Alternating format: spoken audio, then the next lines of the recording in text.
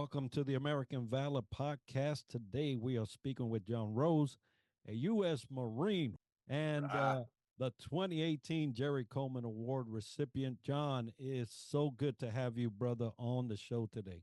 Thanks for having me back, man. It's been a long time. Well, we're excited about this conversation. And at the Botfellow Active Valor Foundation, we strive to educate, support, and recognize by instilling the timeless values of service, sacrifice, citizenship, and legacy.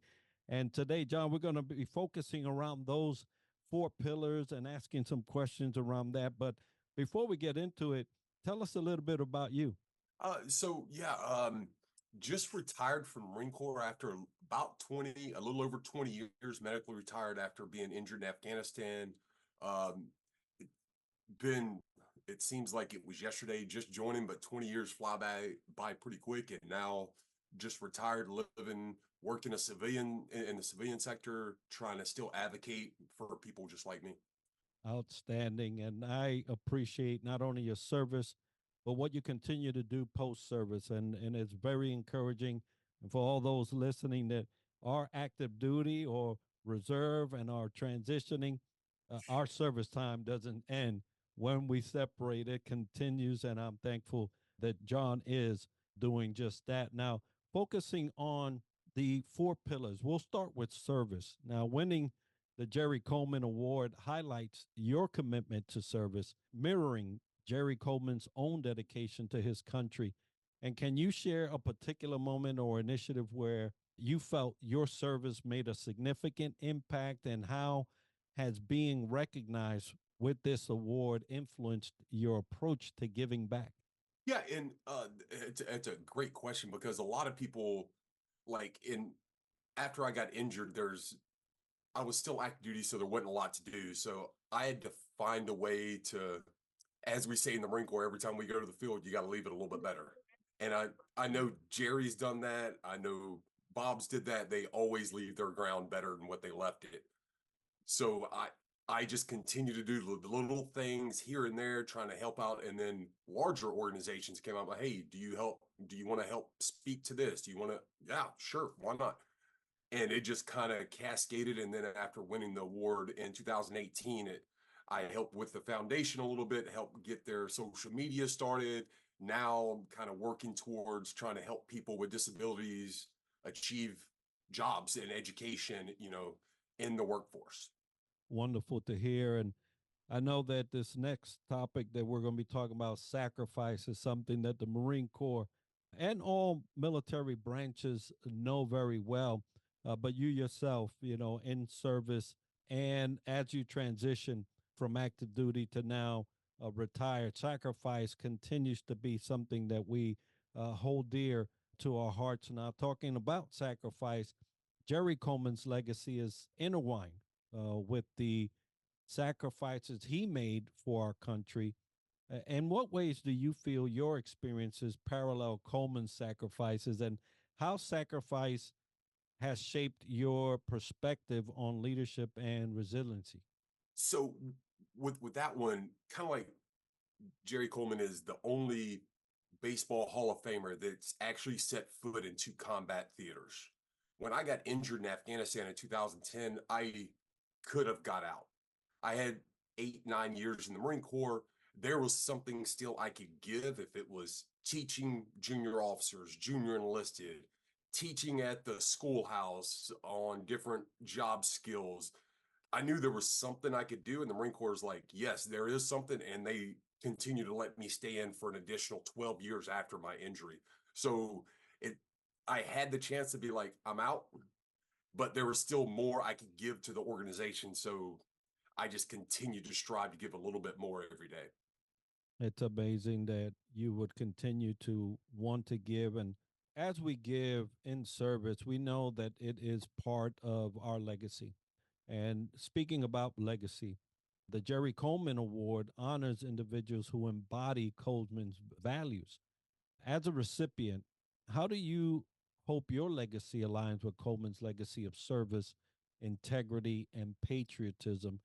And what steps are you taking to ensure your impact endures for future generations?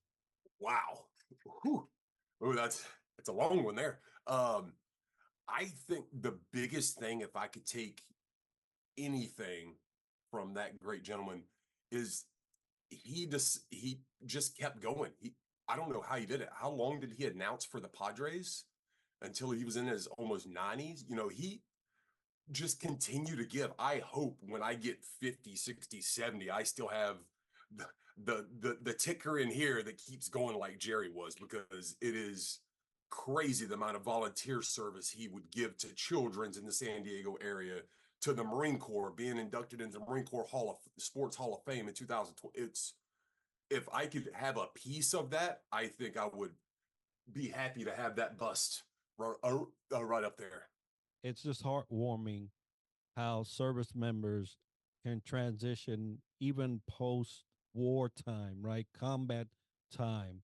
You were injured. There's so many that come out injured and continue to give because we just have hearts of citizenship, right? We know and we're trained how to be the best citizens we can be to our nation. Now, talking about citizenship, Jerry Coleman was a proud citizen, to say the least, who believed in using his platform for positive change. So, how do you see your role as a citizen in today's society, and what initiatives or causes are you passionate about promoting to inspire others to be active citizens and community leaders? So one thing I push a lot as far as citizenship wise is with my son. I have a 4 year old.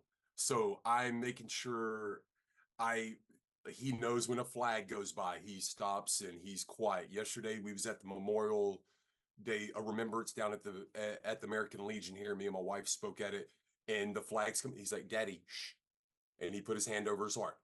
Those type of things instilling into our younger generation is key. But then just moving forward, like, what really gets me right now, what my passion focus for right now, is what I do every day, and it's advocating for individuals with significant disabilities or blindness. Me being a combat wounded service member, Marine, then got hit by a train, got re-injured. There's a lot of things when I check into a brand new unit, even being active duty or now even being out as a civilian. They're like, "Oh, you can't do this job." "Oh, really? I can't?" Let me tell you what people with disabilities do. And when I'm up there on the Hill talking with members of Congress and their staff, and they're like, "Wow, that many uniforms, that many flags, that many ink sticks, pens, paper is made by people with significant disabilities or blindness across all 50 states, Guam, Puerto Rico." And I'm like, "Yes, they are. There's 36,000 of them out there that we employ today." That's just gets my blood flowing. And I love that example that you have just shared about your son. We want to see a greater nation. It starts with the children, it starts with the examples you give them and pass down to them. And so that's heartwarming in of it itself. And I just applaud your efforts to grow a great citizen for our nation. Now, thank you for covering those four pillars with me. And if somebody was interested in hearing more about your story and the things that you've overcome and the things that you're doing, where can they find you and get to know you a little more? Well, first they should go to one of the first episodes that Active Valor podcast did. I'm on there with me and Johnny Bench did an episode together, and I have an episode by myself together. But you can follow me on social media. Just it's Jonathan Rose on everything. Um, yeah, you can Google me. There's a lot of Jonathan Roses out there. I'm the one with one eye. So Well, it's very inspiring to have you, brother. One eye or not, you are seeing clearly. And I tell you, your vision is clear. And I thank you for all that you've done. Folks, it has been our pleasure to interview the 2018 Jerry Coleman Award winner. And on behalf of the Bob Feller Active Valor Foundation, thank you all for joining us on this episode.